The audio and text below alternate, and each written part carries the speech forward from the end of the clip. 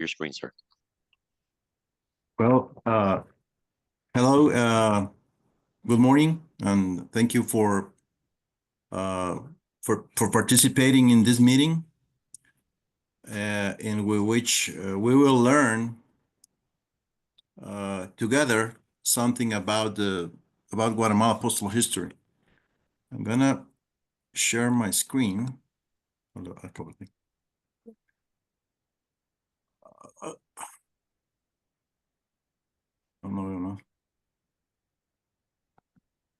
Can you see the screen? Yes, we can. If you want to do the slideshow view, you can do that, but we see your screen. Okay, here we go. Today I'm going to introduce you to a project. It's a book about the Waterlow Octagonal Datestamps of Guatemala that I'm planning to publish in the next 2 or 3 years, probably.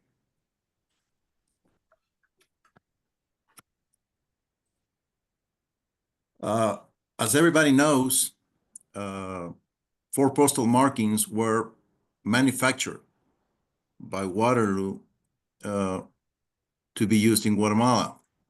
The official and receiving datestamps, which are circular, and the posta local and correos that are octagonals. The proposed book and this presentation is only about the octagonal datestamps or markings used in dispatch the domestic or international mail.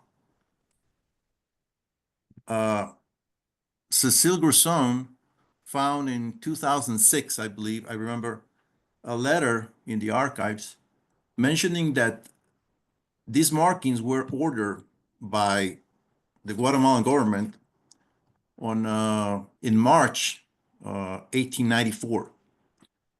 And in the post office report corresponding to such year, there is a genetic letter dated in November 1894 about the distribution of these markings.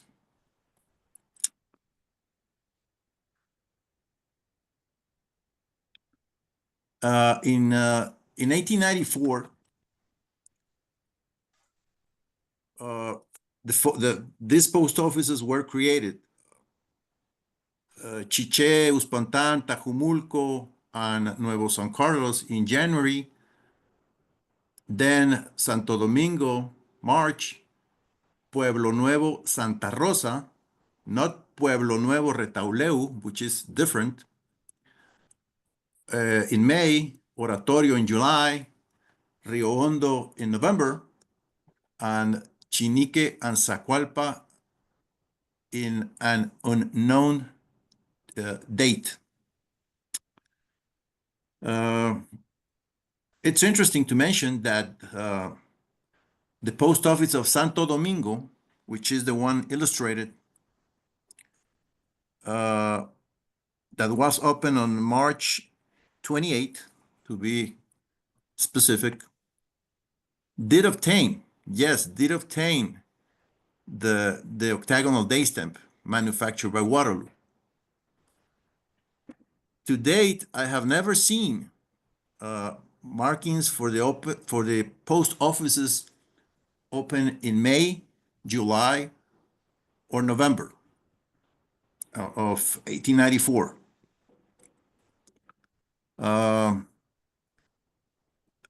In the case of Chinique and Zacualpa, there is confirmation that they received the markings, the 4 markings, suggesting that they were open or created as post offices in the first quarter of 1894. In 2008, I remember when I was working as a describer in an auction house, I had to describe a large number of covers franked with Austrian stamps that were dispatched from post offices in Hungary. And a book titled The Cancellations of the Hungarian Post Offices in the First 5 Issues of Austrian Stamps came with the collection and proved to be very useful to do the job. In this book, the author presents a kind of comprehensive and consolidated list of each one of the post offices that used Austrian stamps, and also assign a kind of rarity factor to each one to somehow establish their scarcity and value. So I started to think how to do the same thing in the case of the postmarks shown in this presentation. So in order to go ahead, I will try to explain the rarity factors, saying that at the end of the 19th century, the economic and social development of the towns in Guatemala was kind of heterogeneous. I don't know if I said the word right, which logically conditioned the volume of dispatch mail and received mail. As a result, some octagonal date stamps appear on the market regularly, others less frequently, and others rarely, or I will say never.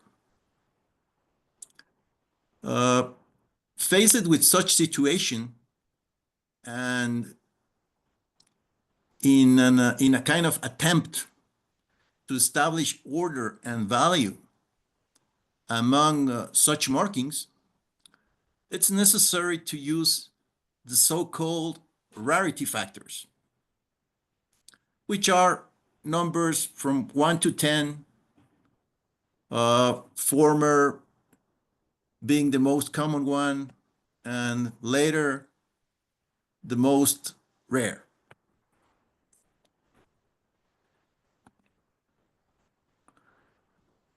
I will go on trying to explain myself.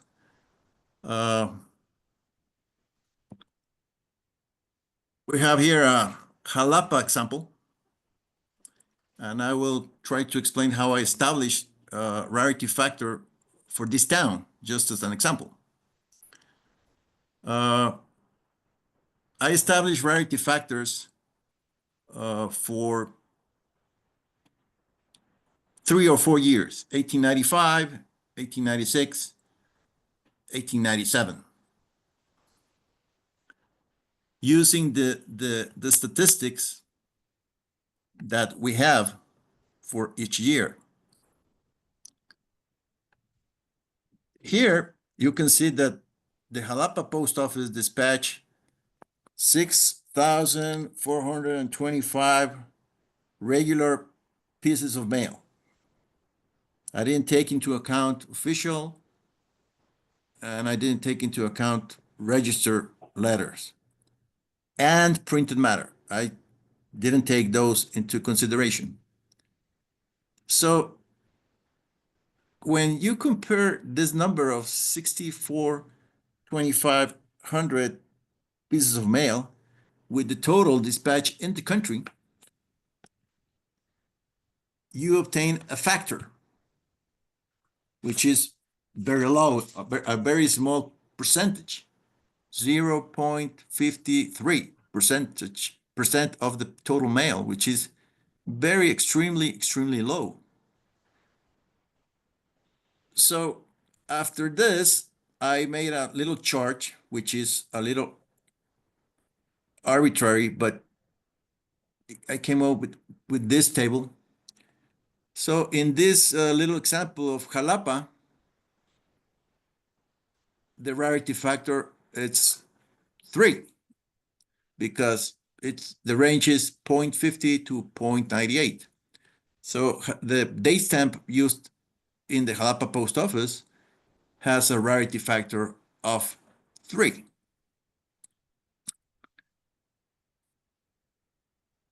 Now I will go into several slides and I will show you several examples with different rarity factors assigned. And at the end, I will pass a small quiz of a couple of examples. So maybe you want to say the rarity factor for them. Let's do it. Here it is. The first example is Amatitlan on the cover. Let me move this because this is not helping me much. You can see the data, dispatch mail 1896. Every year is different, slightly different, similar but slightly different. So this piece is rarity factor 3. I'm talking only about the postal marking called Amatitlan. I'm not mixing postal markings with stationary envelope, letter sheet, card, or something else, or even TPOs or something, or some other kind of service, registration, etc. I'm just talking here about the octagonal date stamp. In this case, Amatitlan, it's a rarity factor 3, which is not very rare. You see it from time to time on sale on the internet. It's not rare. But it's not Guatemala City, of course. Guatemala City, in my opinion, should be 0. No rarity factor for Guatemala City. Another example, which is common, I will say, Antigua, on an official letter, 1895. This is a rarity factor of 1, of course, because 51,000 regular pieces of mail were dispatched from Antigua in 1895. And you see this piece, this postmark all the time. All the time. Common. Champerico, which is the port, on a PC5. You see the regular mail, 20,000 pieces. So the rarity factor goes up a little bit. Chimaltenango, on a wrapper, 11,000 in 1895. The rarity factor still is 3. Not a rare thing. Not as common as Guatemala City, but not a rare thing. And then we go to a rare thing, Chinique, which is one of the post offices created in 1894 in an unknown date. This one is a 10. This one is really rare, really, really rare. You see 250 pieces of regular mail dispatched in 1 year. Chances to find this postmark are, I will say, slim to none.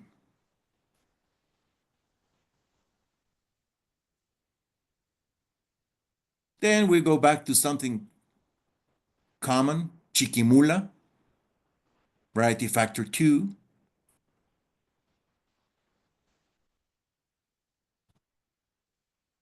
Then we go to another town called Chiquimulilla with 3,000 pieces dispatched. The rarity factor goes up to 5.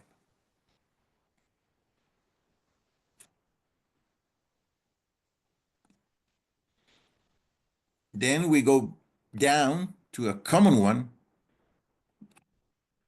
Coban, which is very common, a lot of mail, 32,000 pieces in 1 year.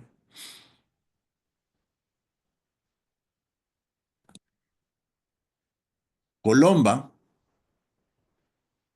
10,000 pieces in 1 year, rarity factor 3.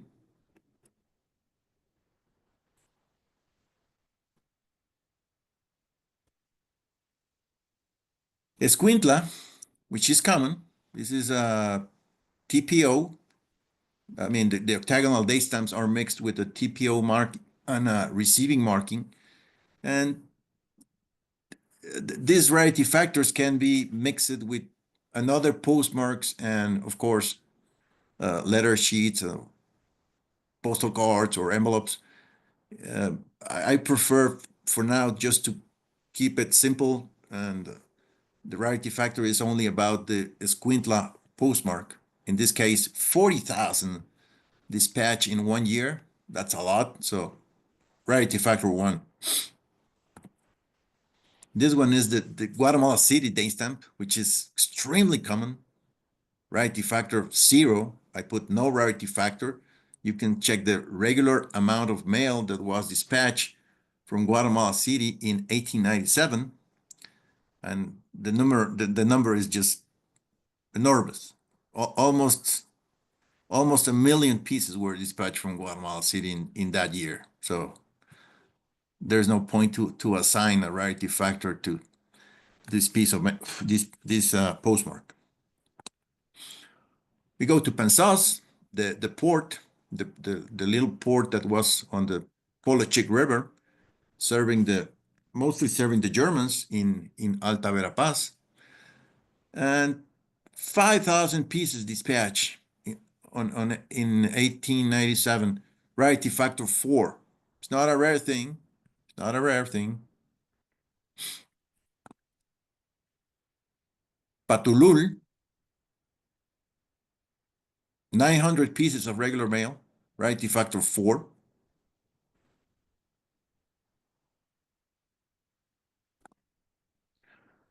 Patsum with an M at the end. Nowadays, I think it's written with an N instead of an M, but it was with an M in 1895. 2,400 pieces dispatch of mail from Patsum Post Office. Rarity factor 5. It's not very common to find this postmark. Not very common. Medium rare. Then Quetzaltenango, which was a major city. Rarity factor 1.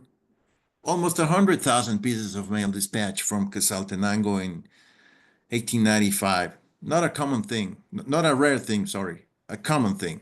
A very common thing. Rabinal, this is rare.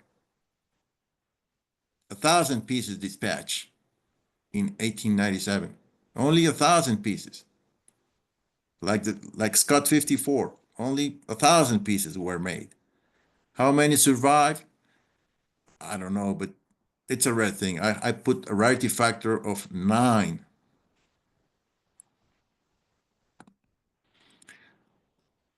Next example, it's Retauleu. It's a common thing. 70,000 pieces dispatch of mail in 1897 from Retauleu. I mean, that's very common. It's a rarity factor of 1. Not a rare thing at all. Another extremely rare postmark, Zacapulas, which is in Quiché, departamento of El Quiché.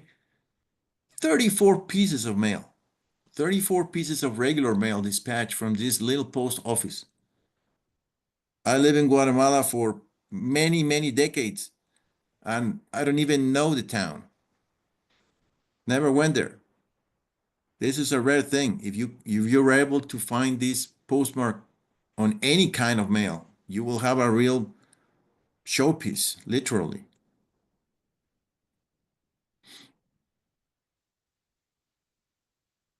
San Andres Osuna, rarity factor 5.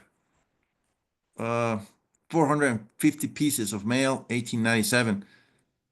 This, I mean, it's medium rare, but because there was a company running a business in that place, it's relatively easy to find on the market. But numbers are numbers, and 450 pieces were dispatched from that post office in 1897, so the rarity factor is 5. This one is a rare one. I think I bought this some years ago on eBay, which is surprising. It's from a town called San Antonio, Suchitepeques. 18 pieces of mail dispatched in 1 year. Nobody was sending mail out of the town. Nobody wanted to send any mail, apparently. And it's a 10. This is a showpiece. I mean, it doesn't look like a showpiece, but because the postal marking, it's really a showpiece. It's something really, really rare. I mean, what are the chances to find on eBay or an auction a watermelon piece that is gonna realize less than $50 for, I mean, with a rarity factor of 10? That's uncommon. Another rare one, San Cristobal Cuchó, 1895. 157 pieces of mail dispatched in 1 year. Very rare, very scarce. Maybe you will see it once in a lot, one time in your lifetime. Maybe, maybe not even. 157 pieces of mail. Another rare one, San Martín Suchitepeques, on a provisional postal envelope.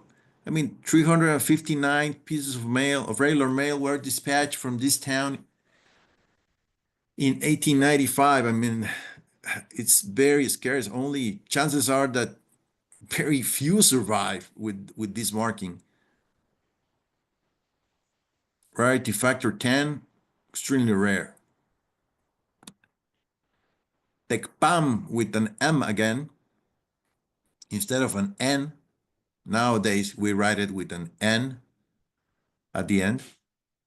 And this is, I will say, medium rare, a double weight domestic envelope. Almost 2,000 pieces of mail dispatched in 1896 from Tecpam. It's not common. I will say Tecpam is not common. It's a good marking. Another rare one, Zacualpa. Zacualpa was one of the post offices created in 1894, as I mentioned at the beginning. We don't know the exact date when the post office was created. I believe it was created in the first quarter of 1894. That's what I believe, taking into account the evidence to date. And 59 pieces of mail in 1 year. It's almost nothing. It should be a rarity factor probably 15, but I made a scale 1 to 10. This is a real rarity, a real showpiece. If you can find a cover with this marking, you have a showpiece on your hands. Okay, here we go. Now, I have two markings to do a small quiz. The first one is Ixtahuacan. Maybe somebody would like to mention what is the rarity factor of this marking? That's got to be a 10. I mean, I've never even heard of it. Yeah, I'd go with a 9.5. Actually, it's probably lower than that. There might have been more mail. So, are you going to give us the volume of mail, Gabriel? Well, this one, it's a 10. It's a number 10. It's one of those rare things that you never see anywhere. I mean, it's actually very scarce, extremely scarce. very scarce. No, no, I mean, kind of impossible item. I'm You know gonna pass to the the, volume of mail in 1895 for that post office? well, I have it here. If you give me a minute, I will give it to you. I have all the details. Uh, let me grab it. Give me a minute. But this is the kind of thing you don't see at auction or anywhere else. It's just rare. 291 pieces of mail. 291 pieces of mail in 1 year, in 1895. So it's less than 300 pieces of mail. I mean, chances to find this on a cover are slim to none. I'm going to pass the next one to keep the emotion. Jacaltenango. Who wants to be the first?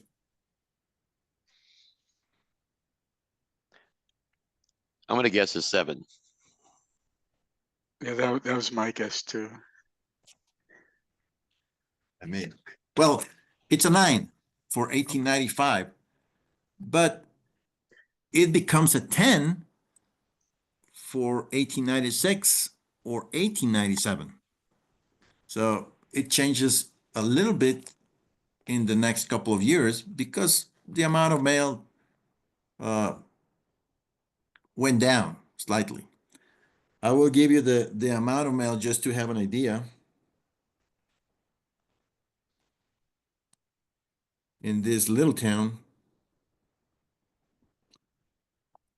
495 pieces of mail dispatched in 1895, only less than 500. Let's say 500 pieces of mail dispatched from Jacaltenango in 1895. So it's a 9, but in reality, it's kind of a 10.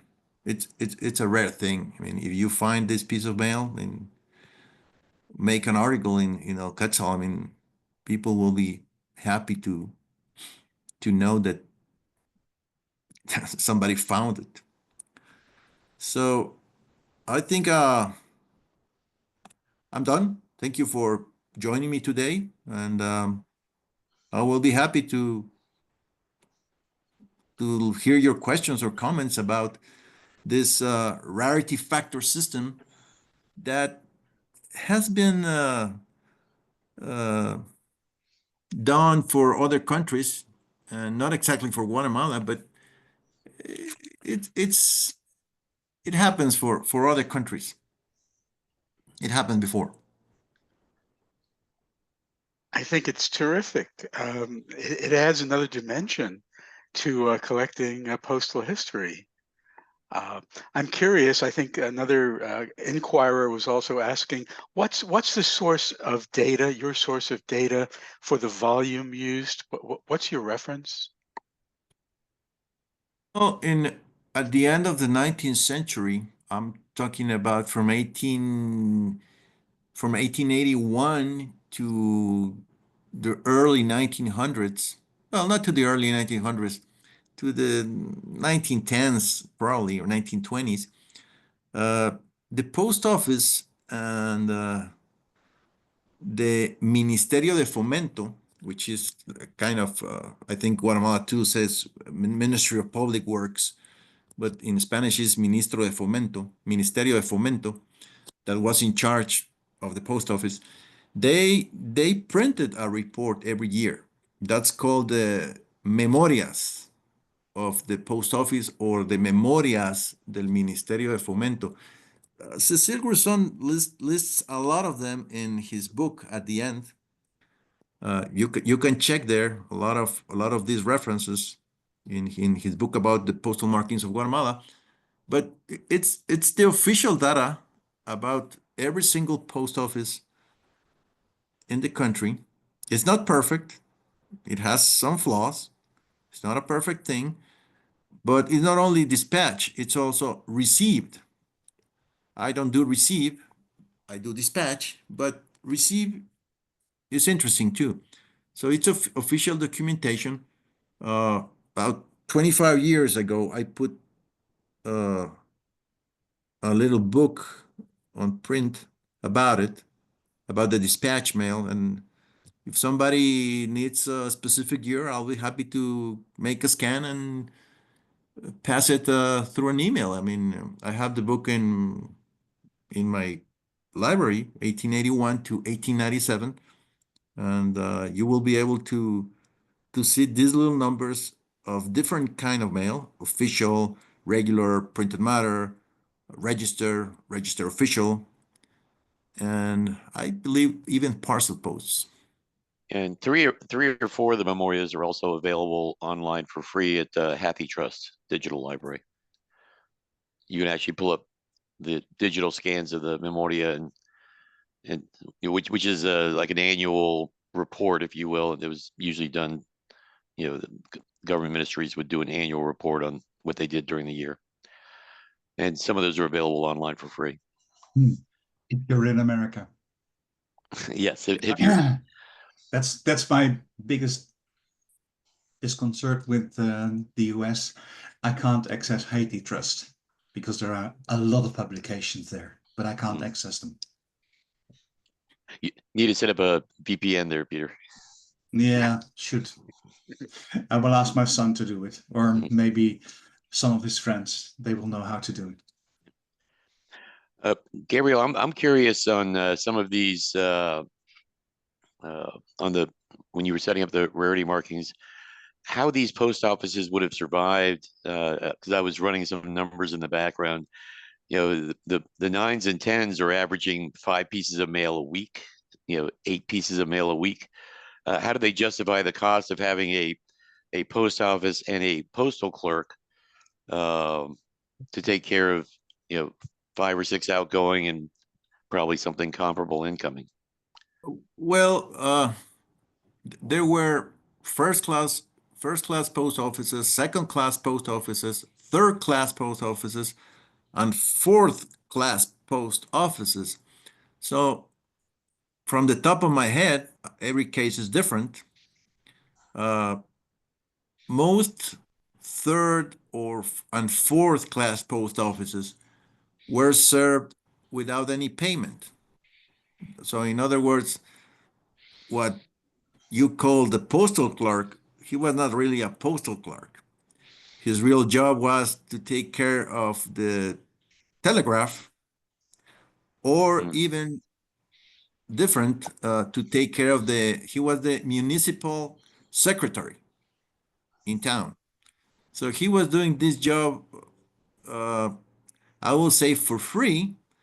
And at some point, they were receiving, let's say, an 8% commission on the stamps that they were selling, which was not much. So their main income was, for instance, secretario municipal, which is municipal secretary. So they were not really in the payroll of the post office because there was very little volume of mail. Gabriel, did some small commercial establishments like grocery stores handle those kind of functions? In some countries they did. Well, not to dispatch mail. They did it in Guatemala to sell the stamps, especially in the cities. Guatemala City is the example. In Zacualpa, por ejemplo, I'm pretty sure the answer is no. But in Guatemala City, they have what was called in Spanish tercenistas. And tercenistas were little stores, little grocery stores, newspaper stores, small stores that were selling merchandise, and they were selling also stamps. And that was part of the problem with many provisionals that were issued in the early 20th century in Guatemala City, that the post office had to provide stamps to these little shops in order to sell them in the city. But only in Guatemala City there were tercenistas selling stamps, and the way it worked was that the post office made a little discount to them. I don't remember the exact numbers, and probably those numbers change in time. But I will say that if the face value of the stamps was $100, the post office gave them a small discount of 4%. So the store paid $96 for the stamp and was able to make a 4% commission. So to sell stamps, yes. To dispatch mail, no. Interesting. Gabriel, I was watching for one town on there. Have you given a rarity factor to Santa Lucia Cozumalguapa, Yeah, sure. Sure. 1897? I have it here if you want it. Yeah, I don't have the picture, but right. you want What it? is the what is the rarity factor? Let me grab my list. Yeah, 1897. I'm just curious. Well, it's not gonna be a rare one for sure. Right. But I let thought it me might be maybe a 2 or 3. let me see.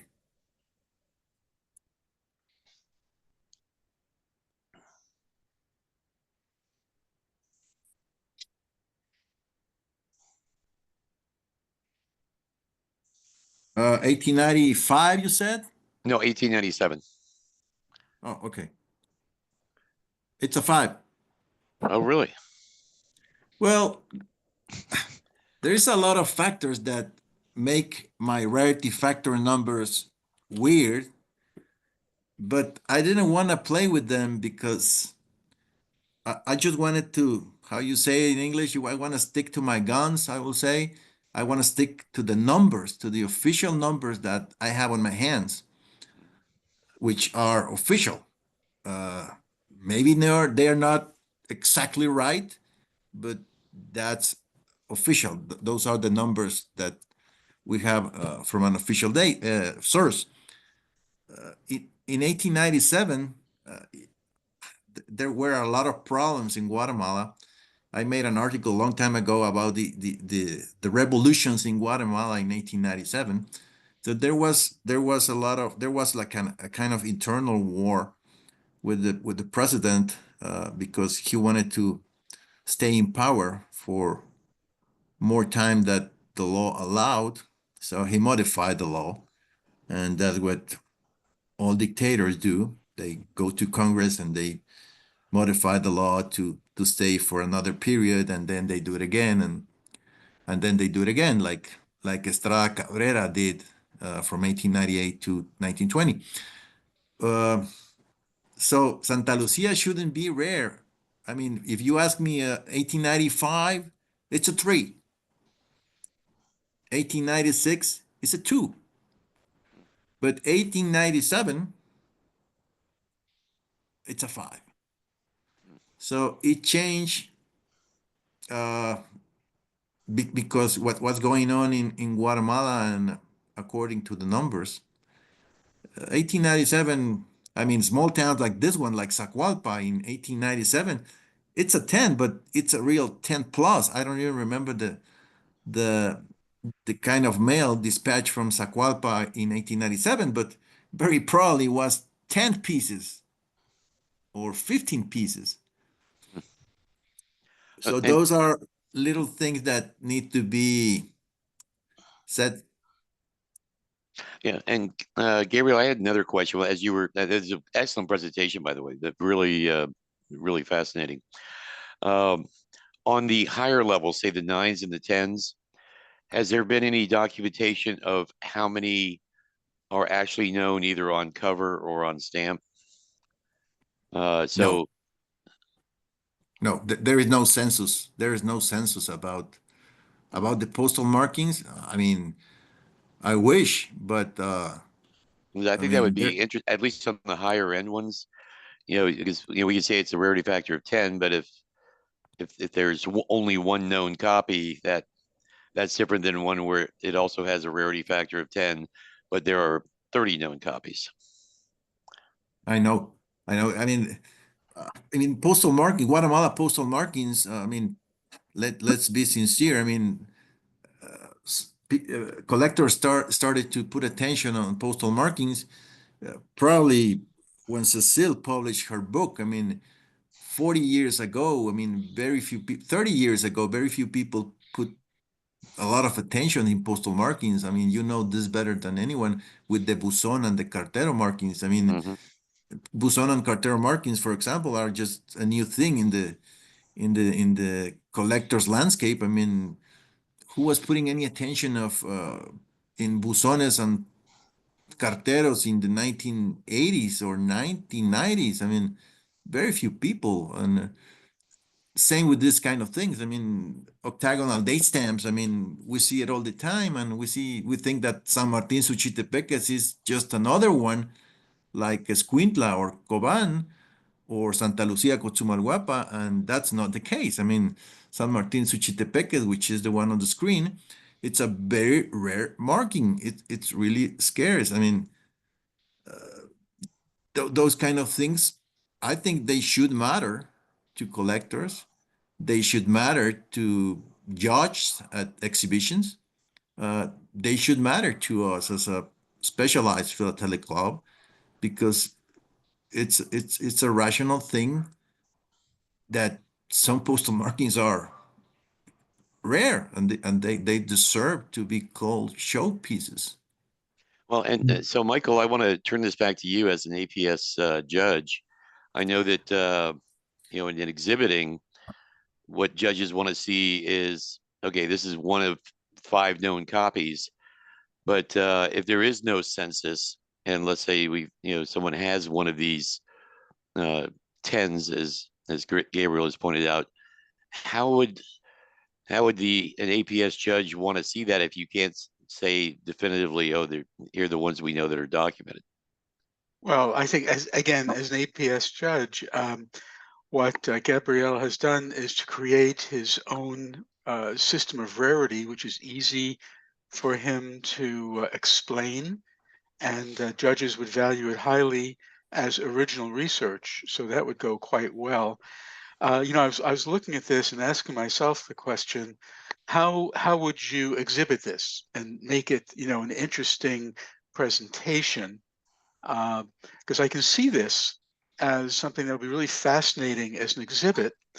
I think what would really help is with the rarity factors and all, but to add to it, something that talks about the individual very, very small towns and the larger towns to bring in, even make it instead of a postmark exhibit, which you could do to also bring it into a kind of a mixed display exhibit where you have items like postcards that show the towns in some ways.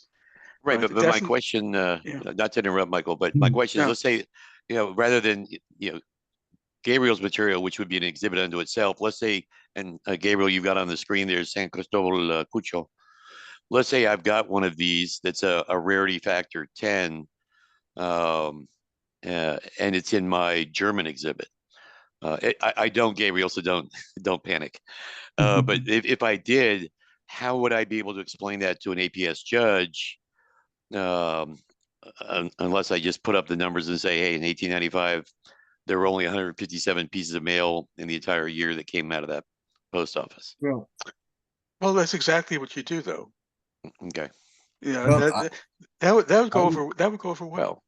Okay. I will say that probably I saw it with other countries. I mean, like just like the one I was mentioning about the Austrian stamps used in Hungary. You know, Austria was kind of invading Hungary, and there were post offices in Hungary, and mail was being dispatched from Hungary with the Austrian stamps. That's just an example. So the big thing probably is that there is a printed book, and when you have a printed book, well, this guy that did this book, Gary, something like that.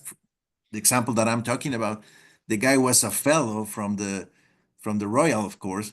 But when you're able to print the book and the person that wrote the book, it's kind of recognized or experienced collector in that specific area, that gives some credit and of course some base for a collector when he's displaying something that he can Sure. say, I mean, this is vanity. I know that it's vanity, but I'm just have to say it because it's kind of the Well, way it works. you're absolutely right, Gabriel. In the Yeah, I know these synopsis, things. yeah, in the synopsis, of course, that's where you would do it. I intend to use my Guatemala books in my exhibits for the same kind of thing.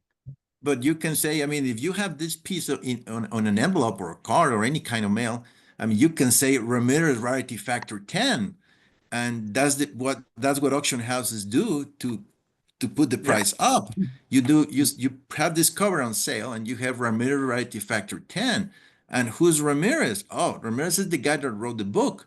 So you can go and check the book and to see if that's true. And of course, the responsible for the number is Ramirez, not the auction house as usual.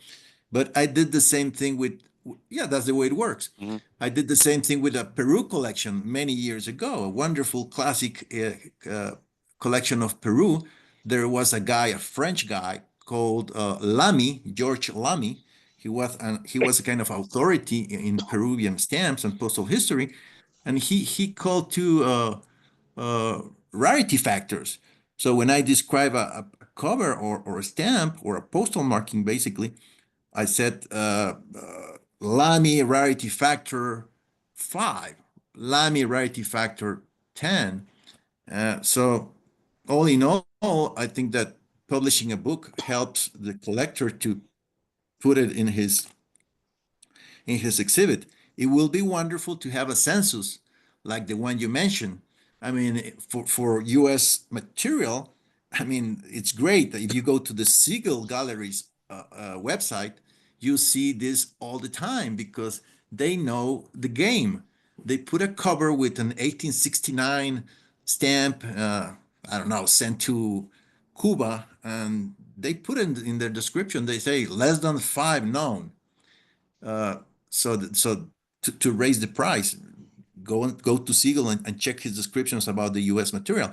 But you're talking about the United States of America, so there's a huge community of collectors. Census are, I mean, are not a, I would say a common thing for a lot of early issues. They have this kind of information. It will be great to have this kind of information for Guatemala, and we can try to pass it through the club to everybody to mention what 8, 9s, and 10s they have in their collections, if they do, to try to make some census. But it's very complicated because the amount of collectors of Guatemala material are unfortunately very few. So making a census is at this point is very difficult and kind of not practical in my opinion.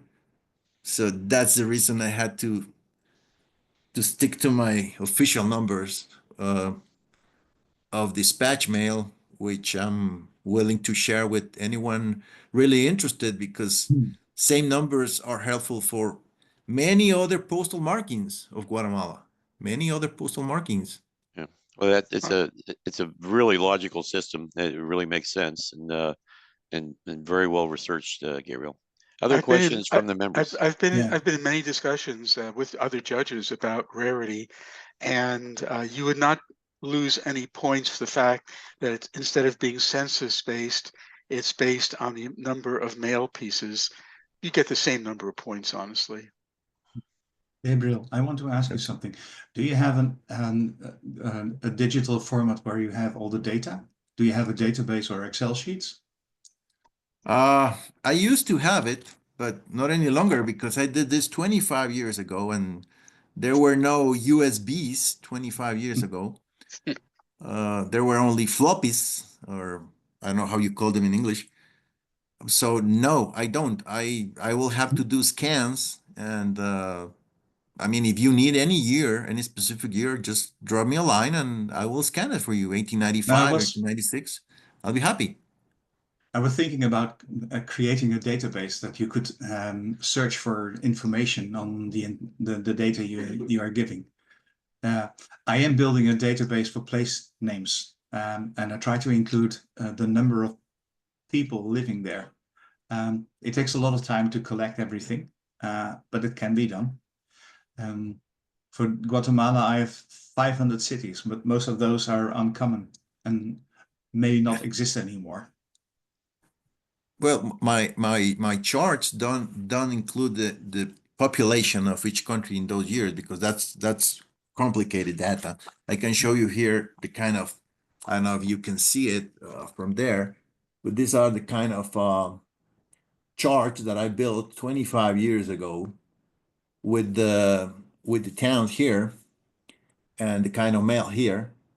We're talking about dispatch mail only. I never did the receiving the receive mail charts. That's this thing that I have on my hand took me like a year to do. It's a lot of work, a lot of detailed numbers, and I had to double check it because I wanted to do it right.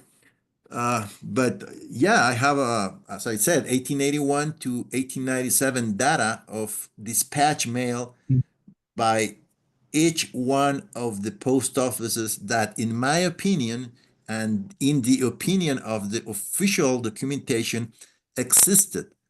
Over the years, I noticed some little things that I don't like, and I think they are not real, but because I don't have a strong base to say something different, I keep quiet about it.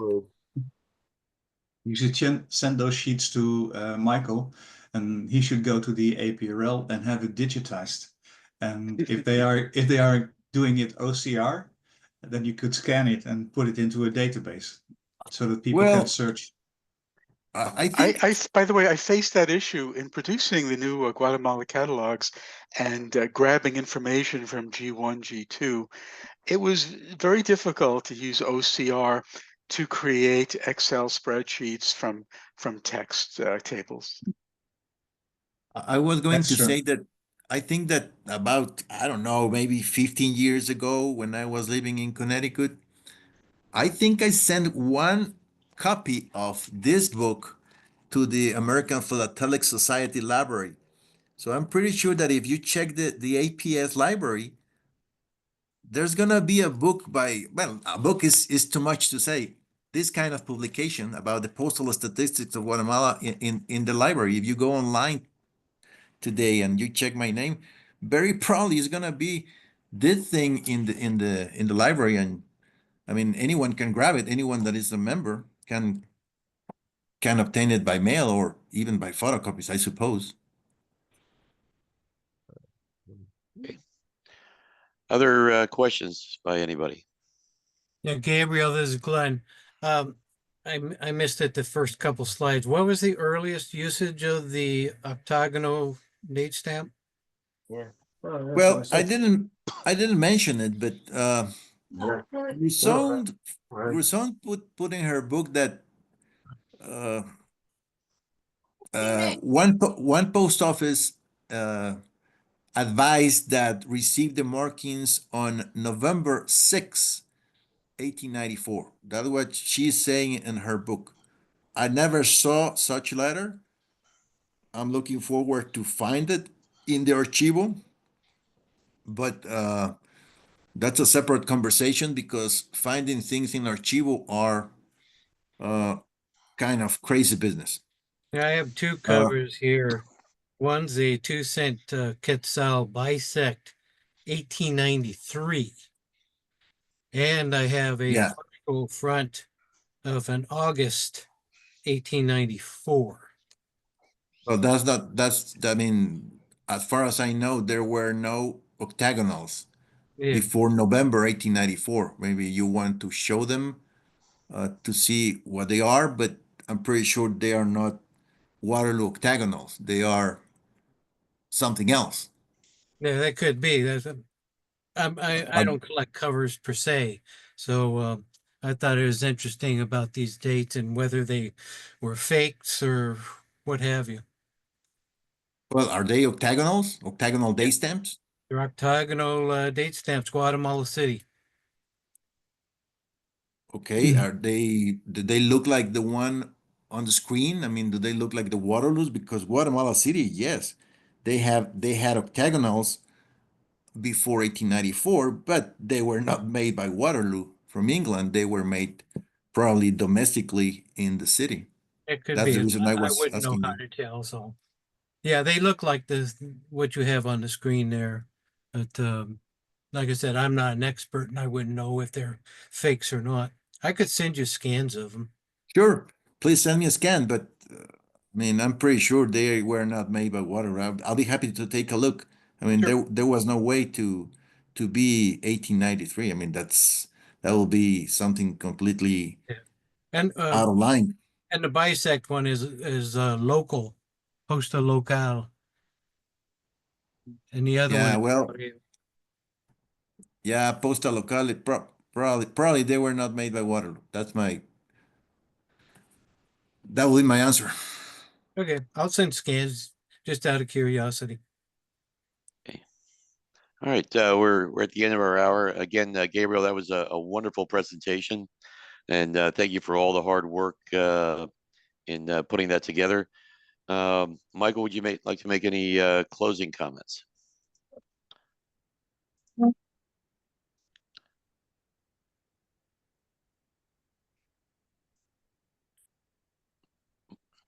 Michael?